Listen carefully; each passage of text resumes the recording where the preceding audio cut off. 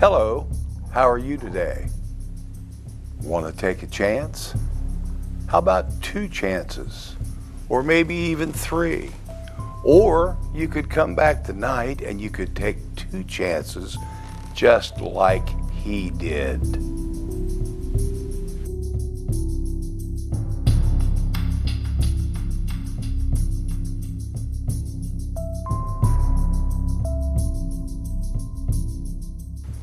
He doesn't know it yet, but he's dead. And how do I know that?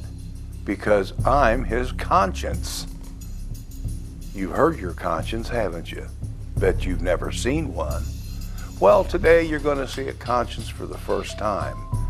And I'm going to tell you how we came about. Way back in the beginning when you know who and you know who had the big war up in heaven. After that was over, a lot of us angels didn't want to be angels anymore.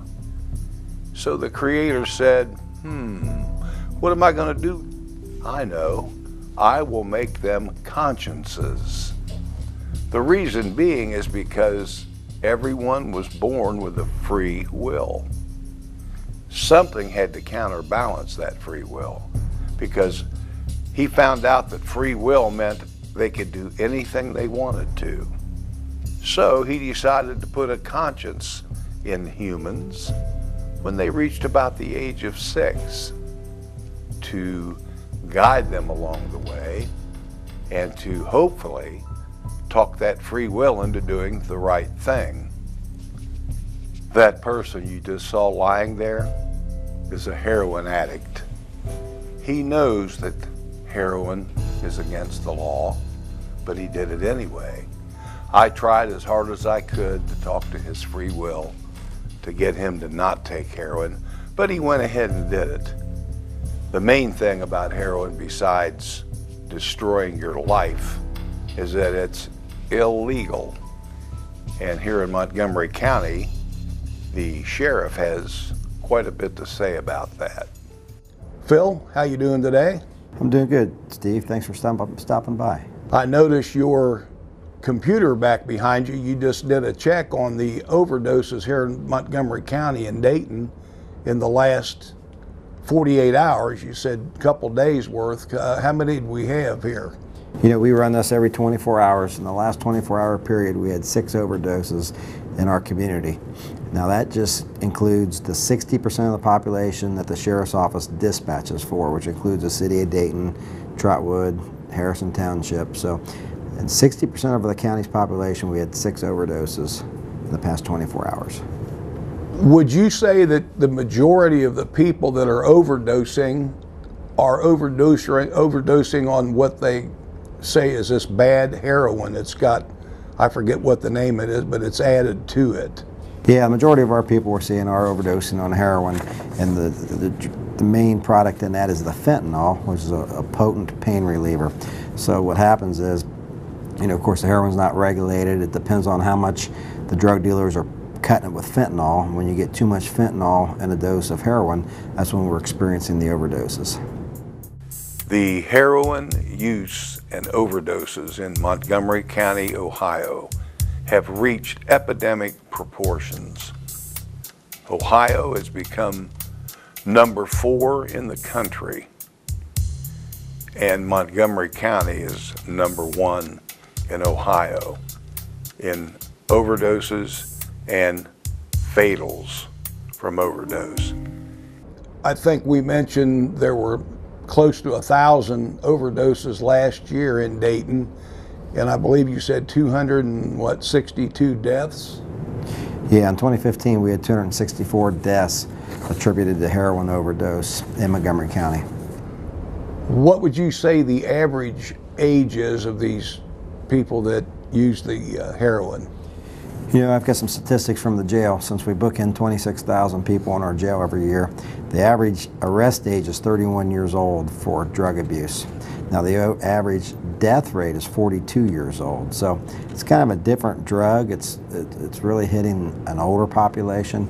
And our thought is, you know, the older population We closed down a lot of the pill mills so people can no longer get their pain pills, so they're changing to heroin, and also because heroin's cheap. It's $5 for a jail cap in the streets nowadays. So people have switched from pain pills to heroin, which are unregulated, of course, and that's what's killing people. Yeah, they don't have to go to a pharmacy or get a doctor's prescription to buy this stuff from a dealer. Right. So the availability of it, it seems to be large quantities of it in our county as compared to other counties around the state. Yeah, and you don't know what you're getting. You don't know what the cut is. And it makes me wonder why people, knowing the fact that they could die, continue to go ahead and use that. Yeah, it's unbelievable. I mean, here's something that, number one, you're going to be addicted to it the first time you use it. And number two, it may kill you. And people are using it. It's turning into the new social drug.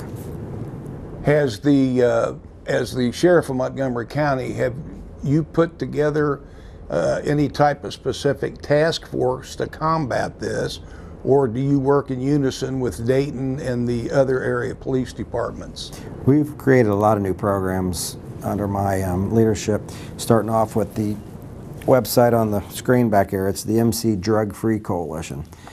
So I got a group of community leaders sitting at the table, and we're trying to figure out who does what the best, who does services, you know, let's coordinate arrest efforts. So we started a Drug Free Coalition. We're trying to educate the public on the dangers of drug abuse. We also have a law enforcement arm where we have us, the city of Dayton, Trotwood, most of the local jurisdictions are teaming up with us in law enforcement efforts to arrest the dealers. You know, we have some sympathy for the users. We're trying to get them treatment. They're going to be held accountable, but more importantly, the dealers are going to be held accountable, and that's who we're targeting right now, is the dealers. You know, speaking of the dealers, here our President Obama wants to let these people out of prisons because he thinks it's not a violent crime. And to me, the violence that goes along with the drug use and the sale of drugs is what puts it at the epidemic stage. Yeah, well, the president needs to speak to some law enforcement professionals. We only have a limited number of jail beds, but we have to use them wisely. So if this new heroin epidemic is killing our citizens every day, which it is, then the drug dealers need to be held accountable. They're no different than somebody shooting and killing you with a gun. They're killing people, so they need to be incarcerated. They've got a choice not to sell drugs. If they've chose to sell drugs because of greed, and now that they're killing people, they need to be in prison. They're just killing people with a slower form of death. Yes. And if it wouldn't be for a drug called Narcan, the fatalities would be much, much greater. Do any of the officers in Montgomery County use the Narcan? I know Dayton Police has started doing that. Has your office decided to do that, or? You know, right now it's a funding problem for us. We don't have the money to do it. And we also have great EMS personnel that gets on the scene very timely. So, you know, I feel it's the medic's job to use Narcan. There are some departments using it, and they're having success with it. But, you know, we're saving people 7 and 8 times. I mean, at what point do we quit putting the tax burden on the taxpayer? This stuff's $28 a dose. They're now using 4 doses per heroin addict. It's very expensive to the taxpayer. Do you have any of your deputies that say or go to high schools or give talks to the younger people about, you know, don't use this product and here's what happens to you if you do? Yeah, I have officers that go into schools and talk to the youth in the schools. Also part of our Drug Free Coalition, we have an outreach team that goes into the communities. We go to events, we go to neighborhood block parties, we set up our tents, and we educate people on the dangers of drug abuse. So there's a lot of outreach going on, trying to educate people.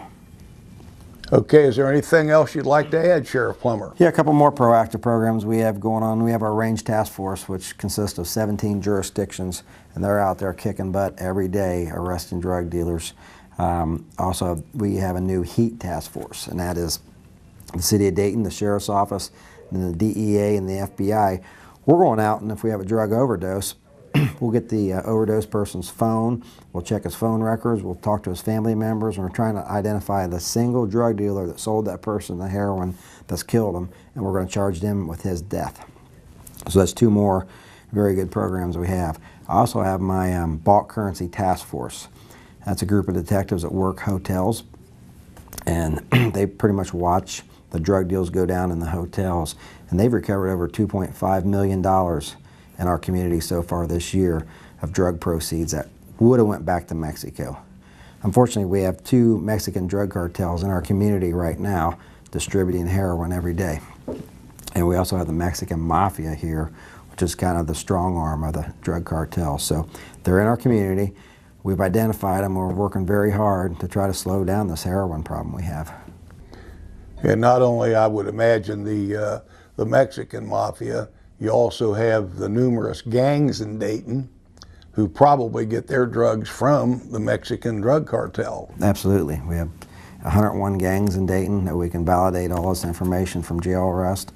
You know, they run their neighborhoods. That's where they distribute the drugs that come from the Mexican cartel.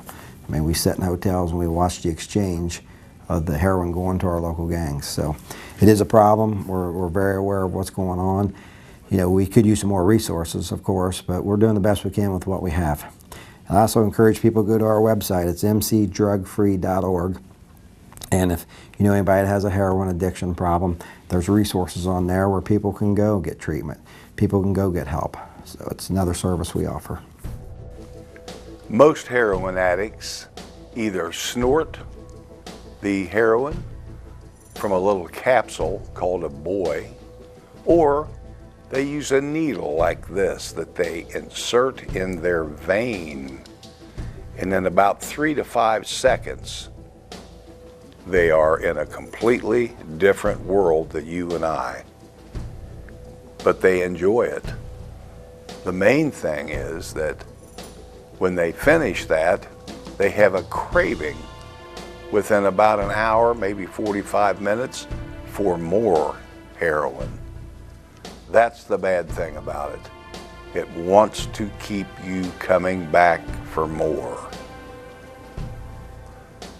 A heroin addict is normally a delusional, pathological liar, a thief who will steal from even their family members. It makes no difference to them. They have no conscience at that time. They don't listen to me one bit because all they live for is that constant high.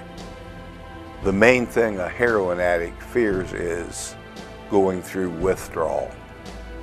They tell me it's a sickness that you can never understand. The constant puking, the terrible feeling of withdrawal, of loneliness, emptiness. They say take the worst flu you've ever had and multiply it times 10. And that's what they go through on a daily basis. Who can live like that? Once a heroin addict becomes addicted, the chances of them recovering completely is about 4 to 6%. But there is hope on the horizon. There's an organization called FOA, which is Families of Addicts or Friends of Addicts. This is a place where they can go and meet and discuss the problems that the addicts and their family have been confronted with throughout the person's addiction. They have meetings twice a week, similar to Alcoholics Anonymous. I've been to a few of them with my addict laying over here in the corner, and apparently it didn't do him any good. Nor does it do most addicts any good, but it's a nice place to go and socialize, and at least you can talk about your problems. Are the majority of your people that come to the meetings the parents of or also recovering addicts? I'd say we have a majority of family members that come to our group. We have probably 70% families, 30% people in recovery. How long have you been involved with the community here in Dayton, and when did you start the programs? I moved here 14 years ago from Chicago, And so I've been part of the Dayton community for, this August would be actually 15 years. I started FOA in October 2013 after finding out that my daughter was using heroin, and I'm a person in long-term recovery my own self, 9 years this year from free of alcohol and other drugs. And so with my knowledge of my own recovery, what her addiction did to me made me start thinking about other families, and without any knowledge of addiction at all on their side, what they must be going through. And me being a person in recovery, my past is my greatest asset. So I didn't mind talking to people about what was going on with her. And I would get answers from young people that would say she just needs new friends. And we talked about this earlier, how gripping this addiction is. And so my banker said that I should join a health club with her. And that might have been a good idea for when she's in recovery. But in active addiction, nothing is, you know, a workout facility is not going to change that. So I was getting answers that didn't make any sense. So I started thinking about all the other families and, you know, how they weren't talking about what was going on, the shame, the stigma, and all of that. So I decided to start a support group. And it was a meetup.com group at first. And I soon realized that a meetup.com group was not the right platform to advocate for what we were doing. So I made a website. I made a Facebook page. We wound up putting my daughter's story out there. She was at a spot where she didn't really have a reputation to keep. She was losing everything, including, you know, staying at home, and put her story out there with lots of support behind that. And I think that that just started our advocacy by getting our story out there. You know, I had seen videos about families that had lost their loved ones, and they always said, tell them you love them, and somebody needs to start saying something. So I guess I was that person. Do you feel that your own addiction to alcohol may have caused your daughter to turn to drugs like that, or did she start with pot like most young kids do today, or pills? Well, to be honest, the one thing that confuses me is that my son was really the rebelistic teenager, dabbling with this and that and maybe over dabbling, and she was the perfect daughter. So I was really worried about him being addicted to something as opposed to her. Well, at the end of the day, some things happened with some mistrust issues with a girlfriend and whatnot. And then she did start dabbling in all those other drugs first. And one of the pitfalls, I think, in the education that they give them in school is they say that all drugs are bad. And she told me this, that all drugs are bad. So when she tried Molly and she tried ecstasy and she smoked weed and she drank alcohol and whatever else it is that they're doing nowadays, she said I was okay after all of that. So if she tried heroin, how bad could it be? Because they said they were all bad. So I guess she didn't believe it. Well, heroin truly was different. Within a couple of weeks, she started waking up sick, not knowing why. Would go out at night with who she was hanging around with at the time, do some heroin, realize she was feeling better, and it didn't take her too long to figure out the cycle of being sick, getting better, being sick, getting better. And thus the addiction starts. And when are your meetings normally scheduled for? Our flagship meeting is Wednesday evenings from 7:30 to 9 right here at the Life Enrichment Center. That meeting has anywhere between 30 to at most about 70 people. On average, I think it's been about 40 a week.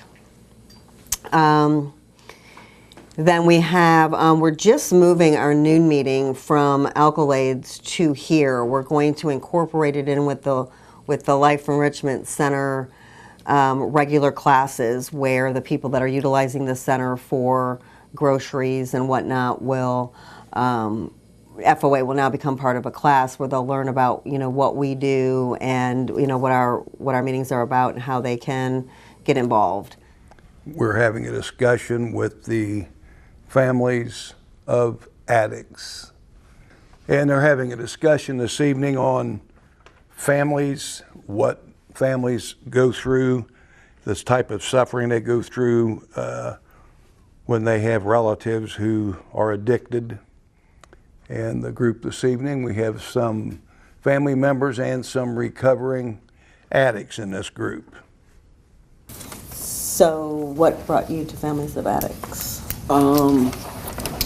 When I was, going through my addiction, I had been going to other 12-step programs and stuff, but my mom, didn't feel like she had anyone to talk to or anything that, people that would understand what she had been through. So she actually found you guys online and came to one of the meetings and realized that it wasn't just for families, that it was for everybody. And so I started coming and, like I said, this group has saved my life. It's given me a reason, a place to be a face and a voice and to change and show what people are doing and that this happens to everybody, not just, it's a family disease that affects everybody. And so the relationship between me and my family, has been so much better because of this group being able to talk on a different, on a even level without all the emotions. I've been an addict for, probably 13, 14 years and really put my family through a lot. There was a lot of emotions and a lot of upset between that we didn't know how to deal with. So I had, other 12-step programs to go to, but my mom didn't feel like there was a place for her to talk where she could get the help she needed without the embarrassment or, of talking to people in her neighborhood and stuff. So so she actually reached out to the group and found you guys online, and she started coming. And then when she found out that it was for everybody, not just the families but also the addicts as well, that I started coming, and it really brought us together and gave us a platform to talk where the emotions and all the anger and stuff wasn't there, that we could understand where each one of us was coming from and learn from the families and the addicts alike. And it's really brought us so much closer together and given us a way to, speak with each other without the anger and stuff getting in the way. And, for me, it's also given me an opportunity to be a face and a voice of recovery and show people that, this recovery is possible and that people out there are getting better. Is that what you mean by being a face and voice? Can you explain that a little bit more? Yeah, as a face and a voice, I get to show that that the recovery is possible and that, this heroin epidemic and this addiction is affecting everybody and it's starting to spread, everywhere, and that if I can get up there and share my story and just show that I am a survivor of this disease and that it is possible to recover and maybe help somebody along the way, that to show that I'm not, that I made it and that it is possible, and also, to get out there and tell people that this is happening to normal people, and that we need to change something, to be an advocate for recovery, because this epidemic is taking over. I once heard that hope is the catalyst of change, right? And so for you guys, tell me a little bit about what brought you to FOA and whether or not you think that you're a face and voice as well. We were out of hope. Our family was self-destructing. My son is a recovering addict. He had involved my daughters. My whole family was just falling apart when we found FOA. One thing that heroin addicts will do, they will look their family members, their parents, right in the eye and swear to God on their babies' lives, on their husbands' lives that they did not steal items from the house. They'll tell their parents that they love them and they hug them, and they'll never do drugs again. The entire time in the back of their mind, the only thing they're really thinking about is their next high. I thought that I was the only person going through this when everything was missing out of my house, and I wouldn't talk about it. I didn't want to talk about it. I wouldn't tell my siblings. They would call and ask how my son was doing. I'd say he's fine. I was ashamed. I didn't know what to do, but I knew there was a major problem with my son, and I didn't understand the addiction. I kept telling him to just stop. Couldn't he see what he was doing to his family? I threw him out of my house a couple times. We had a few shoving matches, and my wife told me about FOA, and I told her I don't care. I'm not going to go talk to anybody about this, because what would be the point of me opening up about how I felt about heroin and my son, and then so my wife, the first meeting we went to, we even had an argument in the car on the way to the first meeting, that I was still telling her I wasn't going to do this. I was not going to talk about it. I didn't want to hear what anybody else said. And then we went to the first FOA meeting, and another man was speaking at that meeting, and he stood up and said that he had everything stolen out of his house, that he threw his child out of the house. They had knockdown drag-outs. And then it's when I realized that I wasn't alone, that the epidemic was major. And from that first meeting, I never have missed a meeting yet. And as I felt like I got better in my relationship with my son, and our family kind of was on the road to mending, that I wanted to reach out. And I knew there was other families out there who felt the same way I did, and I wanted to help them folks. I want to from the family side, is have them someone they can talk to that's been through this. And I just feel the need to want to help people who struggled like I'm still struggling, but I was in a very dark place, very dark, when I found FOA. I didn't care whether I lived or not. I just thought it was the end of the world, and I didn't know what to do or how to help my son. And like I said, I didn't understand the addiction. I didn't know what he was going through. I just knew what he was doing was tearing us all apart.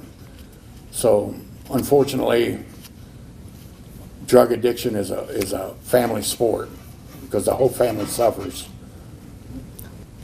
What do you think has been the number one way you have learned about the addiction? From the addicts.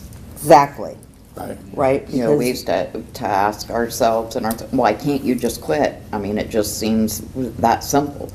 And it wasn't until we had come to some meetings and heard the addicts talk about what they go through and how much they want to quit. And that's where the addiction part of it comes from. So that's why from the very beginning, when I started, because I asked April one time, I said, you can't just not do it today? And she said, oh no. And I'm like, why not? You know, when I decided I was going to quit drinking for real, the first time I actually went and got help, like, it worked. I mean, I never drank again, so I didn't quite get why she couldn't just, like, Right. And that's the good thing about FOAs, because the families and the addicts come together, and we learn from the addicts. And I've had addicts tell me they didn't realize what they were doing to their families. Mm-hmm. So if you could say, when both sides can come down and sit down and have a discussion, and we both learn, the addicts learn, the families learn from each other, and it really works to have the addicts with family members to sit down and have what I call a calm discussion, because my son and I never had calm discussions when the subject came up. So it really helps to have. I think too what it might do is like there comes a certain point where as a family we don't believe anything that they say. Right. So when you're in a group setting and you hear 3 or 4 people in recovery say, you know, yeah, it took me, you know, several tries to make some headway, but I learned all the way along, you know, then it makes us realize that our own loved one that, you know, is struggling and going back and forth, that that's normal. When they say that, no, they can't just put it down for a day, that that's the truth, because, right, we're at a point where we don't believe anything. Right. And so it's kind of a way of getting the real skinny on what's going on by hearing it from, you know, other people who have been there and done that. Well, I learned, I mean, the education part, what addiction was all about. I mean, the average Joe out on the street does not understand what it's about. Right. They have no clue. And really to get rid of that stigma, because it's not just street people. Yeah, you still have people on the streets, they put them all in jail, arrest all the drug people, get them out of here. You know, they're all criminals. You can't arrest your way out of it. Right, yeah. They're just all a bunch of losers, criminals. And that's a terrible stigma. Terrible stigma. Well, and it's a stigma against the families. Like, what did we do? You must have raised your kid wrong. But see, what's happening is those parents that were the PTA parents and, you know, had their kids in all kind of sports and lived in the right neighborhoods, I think those are the kind of people, some of them, that come and find FOA because it's like, they got blindsided, don't even know where it came from, because you would think that more at-risk individuals would wind up with addiction, not their loved one. You know, I grew up in a nice neighborhood, you know, with good parents, and, you know, I was never abused or neglected or anything like that. And, you know, it really has nothing to do with where you came from or how you were grown. It's a part of you that once you try that first drug or that first drink or whatever, it's like a light switch getting flipped in your head, and that can happen to anybody. I mean, I didn't expect to be an addict. I never thought for a second I was going to be an addict, but as soon as I tried that, you know, when I was young, so it wasn't even really a choice, you know. People say it's a choice when you first start using, but I was 12, 13 years old when I made that choice, so I don't know anybody on the planet that was making good decisions when they were 12, 13 years old. And, you know, once I made that first choice to try it, it was over. It was like my brain took over and I just started, you know, using it. I couldn't stop. And, you know, but, you know, I wasn't trying to cover up pain or, you know, because of being abused or whatever in the beginning. And I was just having fun. I was just partying. But at a certain point, it went too far and I couldn't stop.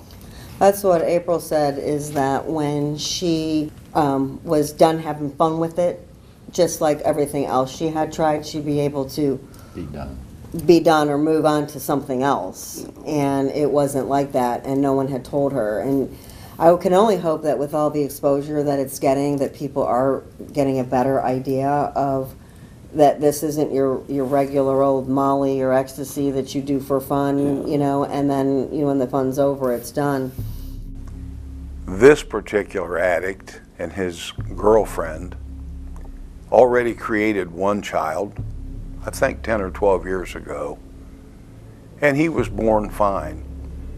This time, after being on heroin for the last 3 or 4 years, they created a little baby, a precious little infant who never hurt a soul. And here it was, born addicted to heroin. Before it ever took its first steps, it is a heroin addict. We don't know how much damage has been done. We won't know until later on in life the effects of the heroin that it had on this poor little baby's brain. The baby had to stay at the hospital after the mother left for about 3 or 4 weeks until the hospital decided it was time that it could go home. Hi, my name's Amy Clayton. I'm a nurse who works out of Montgomery County, Ohio.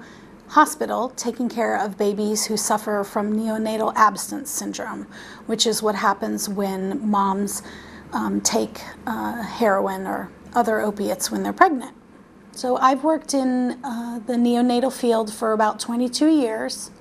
When I first started, I'd never heard of NAS. It was not something that we really saw or that existed. And as the years have gone by, we've seen more and more cases.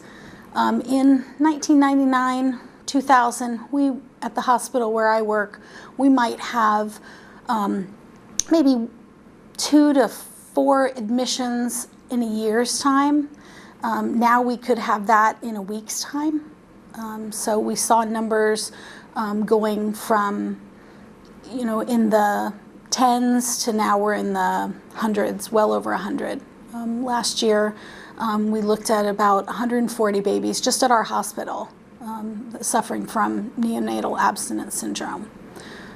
It's said that it has gone through a 5-fold increase. So the cost of caring for babies in the state of Ohio in 2013 who were suffering from NAS was $100 million. So, and 25,000 patient days in the hospital. So this is a real problem and it's an epidemic. So babies that are born suffering from neonatal abstinence syndrome are usually in the hospital. They can be anywhere from 14 to upwards of 90 days or 3 months.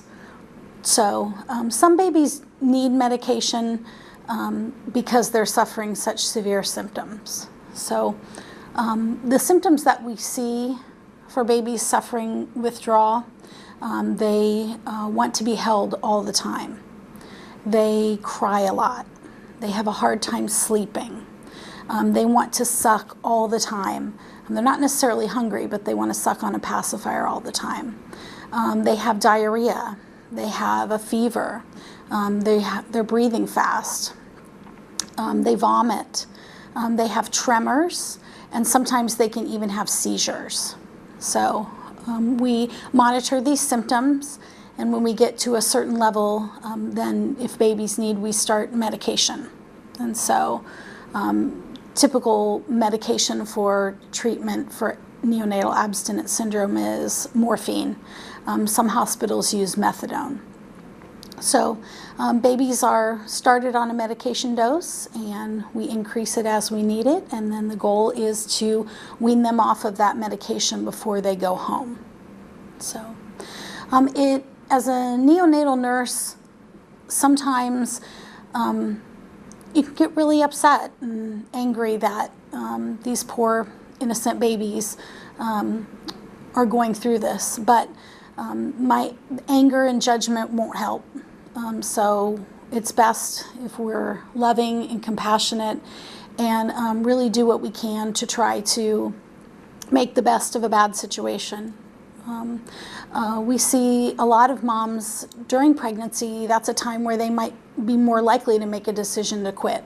And so we see a lot of moms transitioning from taking street drugs to getting on medication-assisted treatment like methadone or Subutex or Suboxone. And those babies tend to have less severe withdrawal symptoms because they're getting a very steady medication dose. But those babies still do go through withdrawal. One of the efforts that we've been doing at our hospital is we are part of the Ohio Perinatal Quality Collaborative, which is a collaborative of other neonatal intensive care units across the state of Ohio. Since we've seen this problem grow to epidemic proportion, we want to try to work together to come up with the best standards of care for these babies so that they have as little suffering as possible and we can treat them as effectively as possible.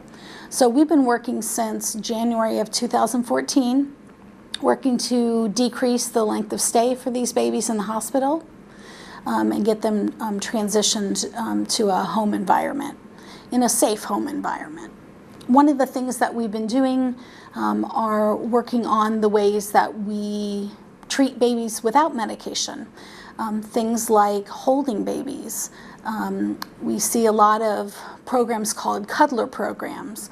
These babies really, what they really need is they need somebody's arms to hold them. And mom's arms are best. Dad's arms would be next best, or grandma, but when there's no one around, then even a volunteer to hold these babies. They just want to be rocked and held and loved. They're going through the same kind of withdrawal symptoms that an adult would go through, and so they need a lot of TLC during that time period. And so we're working together with other hospitals to try to make their care as best as possible. Here he comes now on his last ride.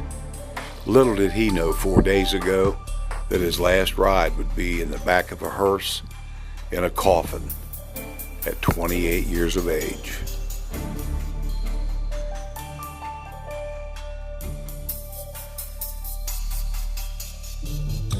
Remember, once you take heroin for the first time, your soul is on lease to the devil.